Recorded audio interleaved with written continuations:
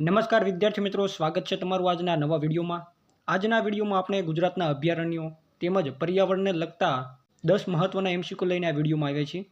અને આ વિડીયો આગળ તમને વનપાલની પરીક્ષામાં ખૂબ જ ઉપયોગી થવાનો છે.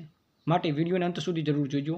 સાથે ચેનલ ઉપર નવા આવતા હોય તો ચેનલને પણ સબસ્ક્રાઇબ જરૂરથી કરી લેજો, જેથી આ ચેનલ ઉપર તમને કોમ્પિટિટિવ એક્ઝામને લગતી તમામ જાણકારીઓ મળતી રહેવાની છે. તો ચાલો હવે શરૂ કરીએ વિડીયોને. પહેલો પ્રશ્ન એવો પૂછવામાં આવ્યો છે કે ગુજરાતમાં વિકાસ પાથ તરીકે ઓળખાતા વનો કયા છે? તો તેનો જવાબ છે સાંસ્કૃતિક વનો. ગુજરાત સરકાર દ્વારા 2004થી પુનિત વન ગાંધીનગર રાજ્યના જુદા જુદા જિલ્લાઓમાં સાંસ્કૃતિક વનો સ્થાપવાની શરૂઆત કરવામાં આવી છે. આ વનો લોકોમાં પર્યાવરણ પ્રત્યે જાગૃતિ લાવવા અને વન મહોત્સવની ઉજવણીના ભાગરૂપે બનાવવામાં આવે છે. ત્યારબાદનો પ્રશ્ન છે એશિયાટિક સિંહનું છેલ્લું કુદરતી નિવાસસ્થાન કયું છે? તો જવાબ આવશે ગીર રાષ્ટ્રીય ઉદ્યાન અથવા તો અભયારણ્ય. સમગ્ર એશિયામાં માત્ર ગુજરાતના જૂનાગઢ, ગીર સોમનાથ અને અમરેલી જિલ્લામાં પથરાયેલા ગીરના જંગલોમાં જ એશિયાટિક સિંહ જોવા મળે છે. તેનું વૈજ્ઞાનિક નામ છે પેન્થેરા લિયો પેર્સિકા. ત્યારબાદ આગળનો પ્રશ્ન ગુજરાતનું સૌથી મોટું અભયારણ્ય કયું છે? તો તેનો જવાબ છે કચ્છનું રણ અભયારણ્ય અથવા તો કચ્છ ડેઝર્ટ વાઇલ્ડલાઇફ સેન્ચ્યુરી. આ અભયારણ્ય કચ્છના મોટા રણમાં આવેલું છે અને તે મુખ્યત્વે ફ્લેમિંગો અથવા તો સુરખાબના પ્રજનન સ્થળ ફ્લેમિંગો સિટી માટે જાણીતું છે. તેનું ક્ષેત્રફળ આશરે 7,500 ચોરસ કિમી કરતાં વધુ છે. આગળનો પ્રશ્ન છે ગુજરાતમાં મેંગ્રોવ્સ એટલે કે ખેરના જંગલો સૌથી વધુ કયા જિલ્લામાં જોવા મળે છે? તો તેનો જવાબ આવશે કચ્છ જિલ્લો. મેંગ્રોવ્સ દરિયા કિનારાના રક્ષણ માટે અત્યંત મહત્ત્વના છે. ગુજરાતમાં જામનગર અને કચ્છના દરિયા કિનારે આ જંગલો વિપુલ પ્રમાણમાં છે, જેમાં કચ્છ જિલ્લો મોખરે છે. ત્યારબાદ આગળનો પ્રશ્ન છે પર્યાવરણની સુરક્ષા માટે ચીપકુ આંદોલન જેવું જ બિશ્નોઈ આંદોલન કયા રાજ્ય સાથે જોડાયેલું છે? તો તેનો જવાબ આવશે રાજસ્થાન રાજ્ય. પરંતુ તેની અસર ગુજરાતના સરહદી વિસ્તારોમાં પણ જોવા મળે છે.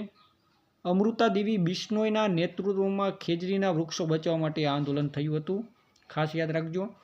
વન્યજીવ સંરક્ષણ માટે ભારત સરકાર અમૃતા દેવી બિશ્નોઈ એવોર્ડ પણ આપે છે. આગળનો પ્રશ્નની વાત કરીએ તો ગુજરાતમાં મરીન નેશનલ પાર્ક એટલે કે સમુદ્રી રાષ્ટ્રીય ઉદ્યાન ક્યાં આવેલો છે? તો જામનગરમાં. જામનગર પાસે પિરોટન ટાપુ નજીક ભારતનો પ્રથમ દરિયાઈ રાષ્ટ્રીય ઉદ્યાન સ્થાપવામાં આવ્યો હતો. અહીં પરવાળા અને દરિયાઈ જીવસૃષ્ટિ જોવા મળે છે. આગળનો પ્રશ્નની વાત કરીએ તો વર્લ્ડ એન્વાયરમેન્ટ ડે એટલે કે વિશ્વ પર્યાવરણ દિવસ ક્યારે ઉજવવામાં આવે છે? તો 5 જૂનના દિવસે વિશ્વ પર્યાવરણ દિવસ ઉજવવામાં આવે છે. 1972માં સ્ટોકહોમ કોન્ફરન્સ બાદ પર્યાવરણ પ્રત્યે વૈશ્વિક જાગૃતિ લાવવા માટે દર વર્ષે 5 જૂનના રોજ આ દિવસ ઉજવાય છે. દર વર્ષે તેની એક ખાસ થીમ નક્કી કરવામાં આવે છે. ત્યારબાદનો પ્રશ્ન છે ગુજરાતમાં રીંછ માટેનું પ્રખ્યાત અભયારણ્ય કયું છે? તો રીંછ માટેનું પ્રખ્યાત અભયારણ્ય છે જેસોર રીંછ અભયારણ્ય, જે બનાસકાંઠામાં આવેલું છે. આ સિવાય રતનમહાલ જે દાહોદમાં આવેલું છે તે પણ રીંછ માટે જાણીતું છે. અહીં મુખ્યત્વે સ્લોથ રીંછ જોવા મળે છે. આગળના પ્રશ્નની વાત કરીએ તો ડાંગ જિલ્લામાં આવેલું ગુજરાતનું એકમાત્ર હિલ સ્ટેશન કયું છે અને ત્યાં કયું અભયારણ્ય છે? તો ડાંગ જિલ્લામાં એકમાત્ર હિલ સ્ટેશન છે સાપુતારા અને ત્યાં પૂરના અભયારણ્ય આવેલું છે. ડાંગ જિલ્લો ગુજરાતનો સૌથી વધુ વન વિસ્તાર ધરાવતો જિલ્લો છે. અહીં પૂરના અને વાસંદા નેશનલ પાર્ક જેવા મહત્ત્વના જંગલ વિસ્તારો આવેલા છે. અને છેલ્લે 10મા પ્રશ્નની વાત કરીએ તો કયા પક્ષીને ગુજરાતનું રાજ્ય પક્ષી માનવામાં આવે છે? તો મિત્રો ખાસ યાદ રાખજો, ગુજરાતનું રાજ્ય પક્ષી સુરખાબ છે. સુરખાબ દર વર્ષે કચ્છના રણમાં હજારોની સંખ્યામાં પ્રજનન માટે આવે છે. તે લાંબી ડોક અને ગુલાબી આભા ધરાવતું સુંદર પક્ષી છે.